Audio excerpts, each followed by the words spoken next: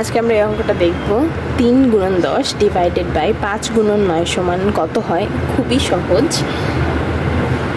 3 গুণ 10 নিচে 5 গুণ 9 আমরা কাটাকাটি করতে পারি।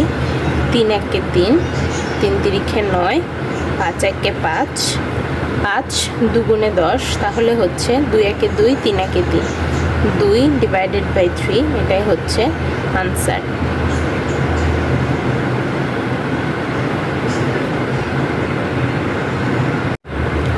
আজকে আমরা এই অঙ্কটা দেখব 3 গুণন 10 ডিভাইডেড বাই 5 গুণন 9 সমান কত হয়। খুবই সহজ। 3 গুণ 10 নিচে 5 গুণ 9 আমরা কাটাকাটি করতে পারি।